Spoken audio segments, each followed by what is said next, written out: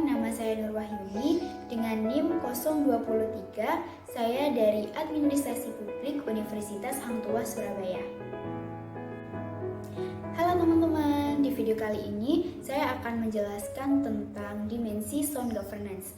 Nah, sound governance memiliki beberapa dimensi. Apa saja sih dimensi sound governance?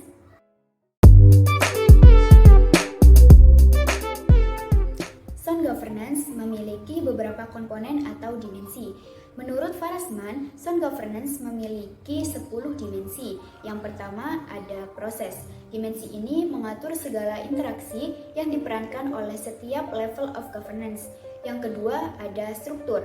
Dimensi ini terkait dengan sejumlah struktur yang terdiri dari elemen konstitutif, aktor pemerintah, regulasi, prosedur, dan kewenangan yang akan melegitimasi proses pelaksanaan governance.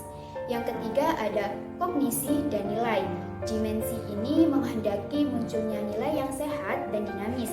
Misalnya, menghindari sistem birokrasi yang tidak sehat, menciptakan diskreasi, dan memperkuat legitimasi. Yang keempat ada konstitusi, adalah elemen paling penting pemerintahan dan sistem governance yang bertujuan menciptakan sumber legitimasi yang jelas dalam sistem governance. Yang kelima, organisasi dan institusi. Dimensi ini menjelaskan bahwa institusi tanpa organisasi akan menyebabkan pemerintahan yang tidak kokoh. Yang keenam, ada manajemen dan kinerja. Dimensi ini bertujuan untuk menciptakan efisiensi dan efektivitas governance dalam rangka memunculkan kompetisi, legitimasi, dan menghindari patologi birokrasi. Yang ketujuh, ada kebijakan. Dimensi ini bertujuan untuk memandu dan memberikan arahan bagi institusi publik untuk mencapai tujuan dan target yang diinginkan. Yang kedelapan ada sektoral. Tujuan dimensi ini adalah menciptakan koordinasi kerjasama dan pembagian kewenangan antar level of governance. Yang kesembilan ada kekuatan internasional atau organisasi. Dimensi ini menegaskan peran elemen internasional sebagai aktor global governance dalam melaksanakan pilihan kebijakan, mengontrol institusi finansial, politik, dan ekonomi strategis di dunia. Yang ke-10 ada etika, akuntabilitas, dan transparansi. Dimensi ini bertujuan untuk menghindari penyalahgunaan kekuasaan dalam birokrasi sehingga sangat dibutuhkan dalam setiap pelaksanaan of governance.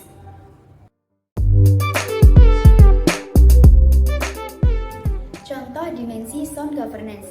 Di sini saya mengambil satu kasus untuk contoh dan sekaligus penerapannya. Contoh kasus yang saya ambil adalah pelaksanaan program Sister City di Kota Surabaya. Nah, Sister Cities International Organization menjelaskan pengertian Sister City, yaitu sebuah kota kembar, kabupaten, atau hubungan negara dalam jangka panjang dan kemitraan berbasis luas antara dua masyarakat atau daerah di dua negara. Sister City merupakan tradisi kemitraan yang didirikan untuk terus memainkan peran kunci dalam pemerintahan lokal atau daerah. Dalam pelaksanaan Sister City di Indonesia, tidak terlepas dari fungsi diterapkannya sistem desentralisasi, termasuk Sister City yang dilakukan di Kota Surabaya. Namun, dalam pelaksanaannya terdapat permasalahan, yaitu kegiatan hubungan kerja atau kunker, baik yang dilakukan oleh pemerintah kota maupun DPRD Kota Surabaya. Berdasarkan persoalan tersebut, pelaksanaan program Sister City di Kota Surabaya menggunakan perspektif sound governance. Sound governance memiliki 10 dimensi yang apabila diterapkan. Yang pertama ada dimensi proses, yakni menyangkut tahap pembentukan Sister City antara Kota Surabaya dan Kota Mitra yang dilakukan dengan 3 tahap. Yang pertama, tahap penjajakan, kedua, tahap Letter of Intent atau LOL, kemudian tahap Memorandum of Understanding atau MOU. Yang kedua, dimensi struktur, yakni menjelaskan peran masing-masing aktor pemerintah. Di sini ada Bapeko yang memberikan data dan segala kebutuhan yang diperlukan dalam tahap penjajakan. Kemudian peresmian menuju MOU MOU dibantu oleh Depdagri dan Deplu. Setelah itu persetujuan program dan anggaran di DPRD Kota Surabaya. Setelah terbentuk, maka SKPD lain seperti dinas-dinas menjadi pelaksana teknis dari program Sister City sesuai bidang yang disepakati. Yang ketiga, ada dimensi kognisi dan nilai. Dalam pelaksanaan program Sister City mengacu pada peraturan undang-undang yang berlaku, namun masih terdapat kekurangan, yakni minimnya komunikasi antar unsur pemerintah. Yang keempat, ada dimensi konstitusi, yaitu Undang-Undang Nomor 23 Tahun 2014 tentang Pemerintahan Daerah, Undang-Undang Nomor 37 Tahun 1999 tentang Hubungan Luar Negeri, Undang-Undang Nomor 24 Tahun 2000 tentang Perjanjian Internasional, dan Peraturan Menteri Dalam Negeri Nomor 3 Tahun 2008 tentang pedoman perjanjian kerjasama pemerintah daerah dengan pihak luar negeri. Yang kelima, ada dimensi organisasi dan institusi, yakni yang terlibat yaitu mulai dari pemerintah eksekutif, terdiri dari bagian kerjasama, Bapeko, dan badan maupun dinas.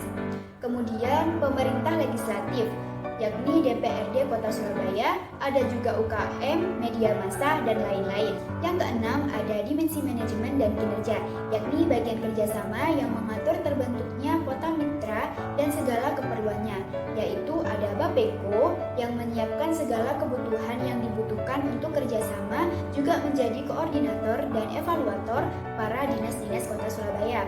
DPRD Surabaya selaku pihak pengawas dan pemberi persetujuan program dan anggaran kepada pemerintah kota, serta para SKPD sebagai pelaksananya. Yang ketujuh, ada dimensi kebijakan. Dimensi kebijakan program Sister City adalah Letter of Intent atau LOL, merupakan ikatan tertulis tapi belum resmi. Dan ikatan yang resmi adalah Memorandum of Understanding atau MOU. Yang kedelapan, ada dimensi sektor, yakni bidang-bidang yang disepakati dalam Sister City, mulai dari pemerintahan, lingkungan hidup, kesehatan, pendidikan, kebudayaan, pariwisata, perdagangan, manajemen pelabuhan, dan sebagainya. Yang kesembilan, ada kekuatan internasional dan global. Dalam program Sister City, pihak organisasi internasional yang terlibat adalah Japan International Cooperation Agency atau JICA dan Kementerian Dalam Negeri di Jepang. Yang ke-10, ada dimensi etika, akuntabilitas, dan transparansi. Pada pelaksanaan program Sister City ini, pemerintah kota perlu meningkatkan akuntabilitas dan transparansi anggaran yang digunakan dalam Sister City kepada DPRD Kota Surabaya. Selain itu, pada nilai etika, pihak DPRD berangkat kunker tidak selalu bersama dengan SKPD, sehingga tidak selalu bisa mendampingi aktivitas pemerintah kota ketika melakukan kunjungan ke luar negeri. Sekian dari saya tentang penjelasan dimensi sound governance. Semoga video ini bermanfaat untuk teman-teman semuanya.